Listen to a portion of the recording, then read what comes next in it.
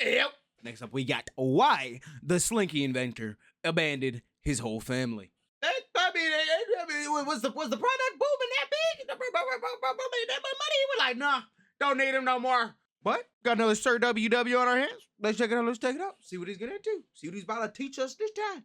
A man named Richard James invented the Slinky as a way to entertain his family, but it soon became the reason he was forced to abandon them. The first time I ever hugged my dad was when he left, and I'll never forget that I did it.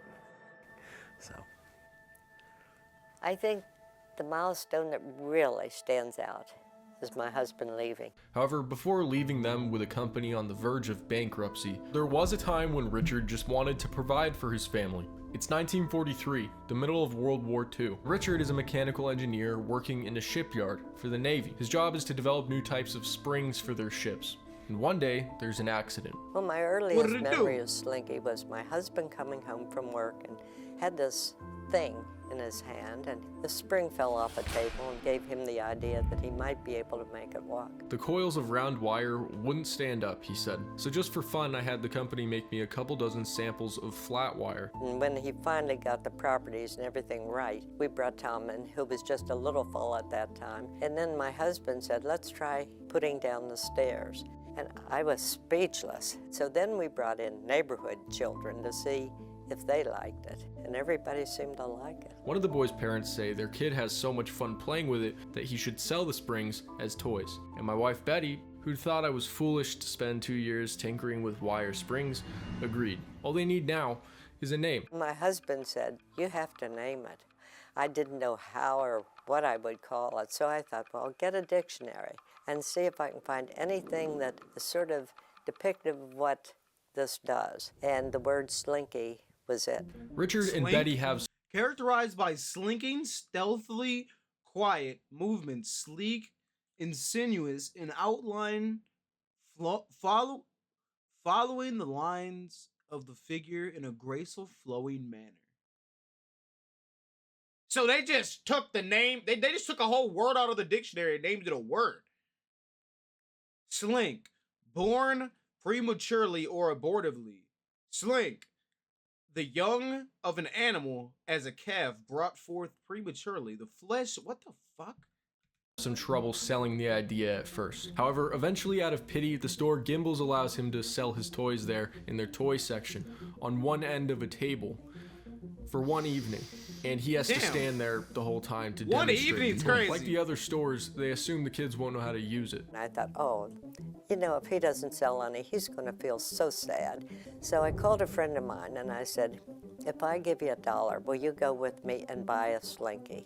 So that if no one else is buying, at least it'll look like he has customers. Richard sells all 400 Slinkies in 90 minutes. The scene is straight out of one of those Hollywood pictures. His wife couldn't even locate him in the mob, while the crowd, waving dollar bills in the air, begged for more. We didn't sleep that night, the young couple admit. We just marveled and planned. You see, Richard was right about one thing. Something that all the stores who said no to them got wrong. This isn't just a spring.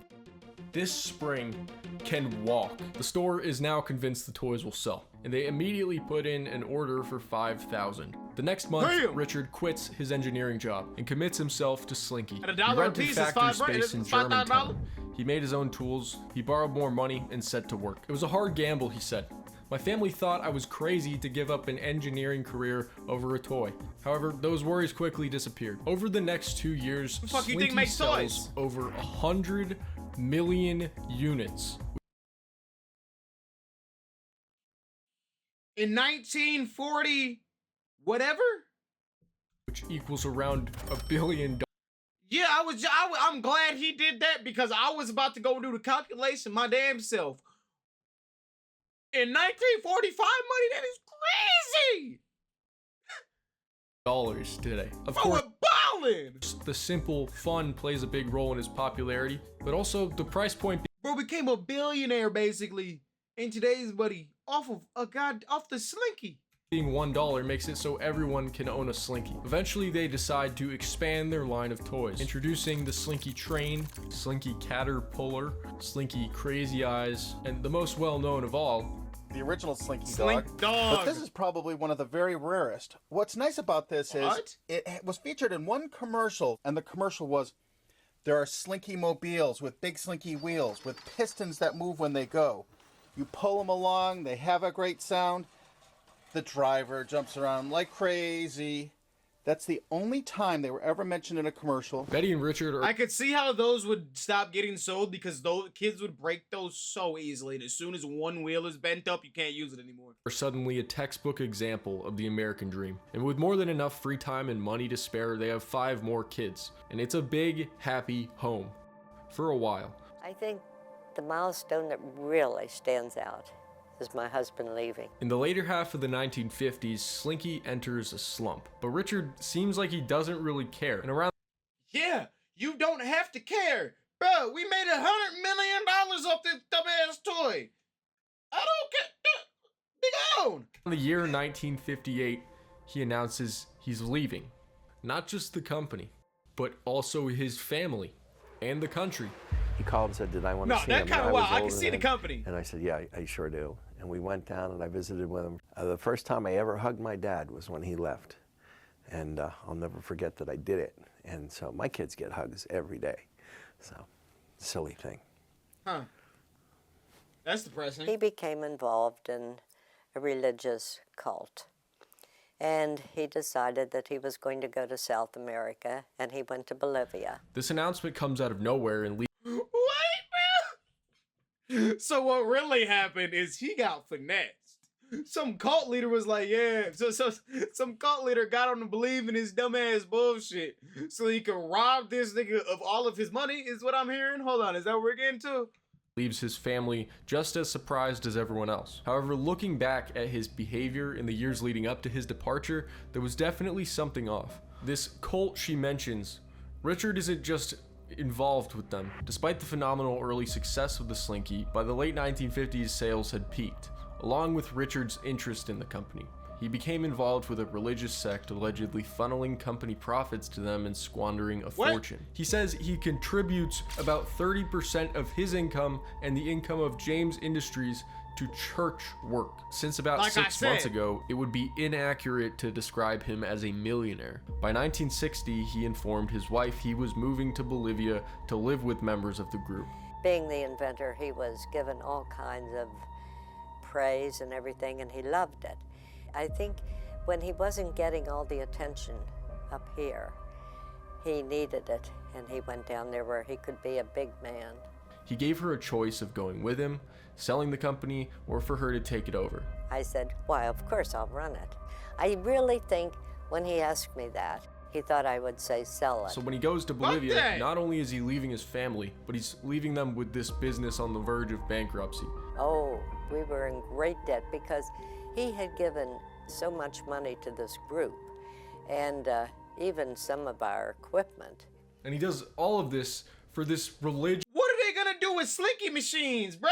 ...this organization that for some reason nobody knows the name of. Here's where the story takes an unexpected turn. To truly understand what this... You see, this is why I love Sir W's videos, because he knows how to just find the most random shit. How if I...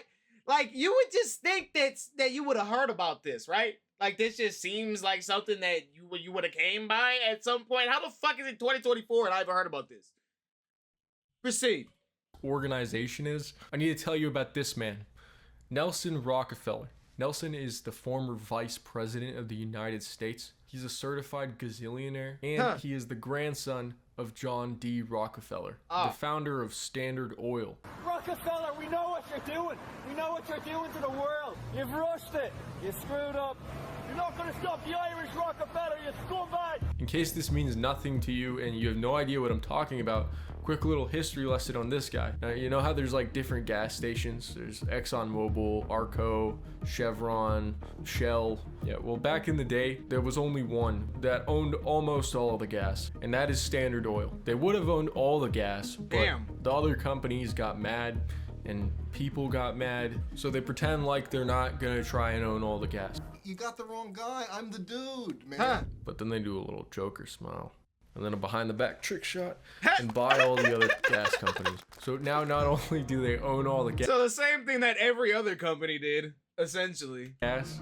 They own all the gas companies. Checkmate. Fast forward a few years, the family is still in the business of oil, and John's grandson Nelson has taken particular interest in South America and Africa, as underdeveloped areas are known for being literal and metaphorical gold mines of untapped resources. However, extracting these resources requires cooperation with locals, and the Rockefellers know doing this takes time. Any attempt to force cooperation immediately risks violence and public ridicule. Luckily, they're patient people and devise a long-term plan. Rather than trying to force people to like us and let us in, their plan focuses on getting people to be like us. This is based on a psychology concept you're probably aware of and don't even realize it. It's called the likeness principle. Simply put, we're much more likely to be persuaded by those who are similar to us. Most likely, if two people are following the same religion, they're automatically similar in a lot of ways. Knowing this, Nelson Rockefeller starts funding missionary groups, which he can use to spread our religions to places where he wants to do business. Now, finally, let's move forward to 1976. Reporters Gerard Colby and Charlotte Dennett travel to Brazil to write about some of the weird events surrounding Christian missionaries in the Amazon rainforest. Throughout the Amazon, about 100,000 people, mostly women and children, disappeared in the Amazon. Disappeared? Wait, what? In other words, they died. They soon learn these missionaries are essentially doing the dirty work of a mysterious organization called the Summer Institute of Linguistics, or as they're known in America, Wycliffe Bible Translators. What we found out is that, yes, evangelical missionaries were used to pacify the Indians in a very sophisticated way. Wycliffe has one goal: convert everyone on the planet to Christianity, as this is the key to fulfilling the prophecy of the second coming of Christ. On the surface, this is a totally normal, insane proposition, until you see the lengths to which they'll go to accomplish this. Charlotte notices signs that these missionaries are mentally unstable, clearly struggling to cope with the modern. Motherfuckers just take a look at this and think it's normal? Nah, bruh, problem afoot. Once I see more than 5 people doing this in synchronization, bro, we got a problem on our hands. Are mentally unstable, clearly struggling to cope with the modern world. It becomes apparent that Wycliffe is intentionally seeking out vulnerable people and using cult-like tactics to turn them into puppets. Sorry, not just cult-like. These are by-the-book cult tactics. The reason cults have such dedicated following. Hold on, what the fuck is that? Why the fuck everybody got the same Adidas tracksuit on the same Nikes? What the fuck going on, man? Is simple. They isolate their members from the outside world. This usually starts by finding a lonely person, then giving them lots of praise and attention. Some refer to this as love bombing. They then introduce some sort of cause, usually that the world is bad and they're the only good guys. If the potential victim shows interest, the love bombing continues, and the cause starts to consume the person's life. Everything else in their world, like their family and their job, becomes trivial. And unsurprisingly, these things start to fall apart, until eventually it seems like there's nothing left besides the cult and their cause, often leading members to cut all ties with outsiders, including friends and family. And Wycliffe is certainly no exception here, as this is exactly what they did to Richard James. From what I could gather, Richard was just used for his money and purchased printing supplies that he brought down to Bolivia. However, other people are sometimes put in situations that could turn up fatal. John Allen Chow wanted to bring Christianity to the people of North Sentinel Island in the Bay of Bengal. Oh yeah! I watched what's called Sunny V2 made a video about that dude, did he? This dude that died. The dude that died trying to teach them motherfuckers. 5 members shot him with arrows. Meanwhile, back at home, Betty is left to pick up the pieces Richard left behind. But luckily, she's not about to give up on it. I traveled back and forth for a year between Philly and here. I'd come up on Thursdays and do all the things the children needed and go back Sunday. It was a worst year.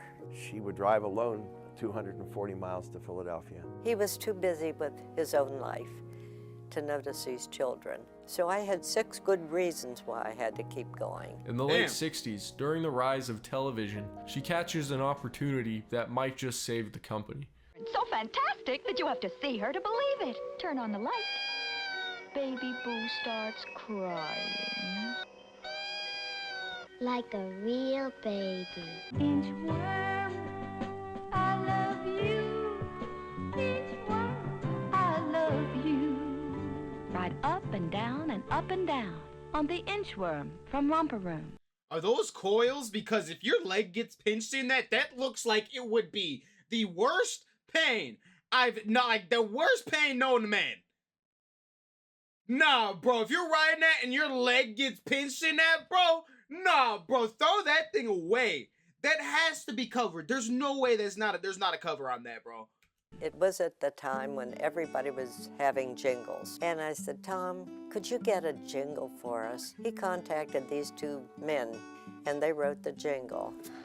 Remember, huh? A walks downstairs, a loner in pairs, everyone knows it. Just a big spring. Everyone loves a slinky, you gotta get a slinky. Well, the song isn't really around anymore. Slinky sure is. And that's largely because of the jingle, as well as all of Betty's other decisions, like introducing the plastic Slinky. Our item is so old that the country changed around us. The treads started getting wider and not as high, so we came up with plastic. And this thing will take longer steps. And in the early 90s, making a deal with Disney that would... So is that why my metal Slinkies would never fucking work half the time? Depending on the house I was in? Nah, bro. Did I just learn something? Truly cement Slinky in history. They said, we're calling to see if John Lasseter could come in and visit you. So he came in, and he had seen our old dog, and he liked it. And he asked if he could use it in the film Toy Story. Those are still selling like crazy today. And thanks to Betty's protest towards Disney, making sure all the toys remain affordable, the Slinky dog's only like $20, and the original Slinky has only gone up $3 since it was first introduced in 1945. So thank you, Betty, and rest in peace. The family never heard from Richard again, and he died in Bolivia in 1974. The last words they ever got from him were letters he sent to Betty, asking her to join him in Bolivia. I think this just goes to show how far this cult was willing to go to get money out of him. Wycliffe is still rinsed him. That's the only reason they had bro join. They just wanted to rinse him. Around, and they received funding from the Rockefeller Foundation and the United States government. There's theories that they were used to make it easier for us to go and get oil in these places. Whether Richard was in on this, I don't think we'll ever know. But be careful out there and subscribe.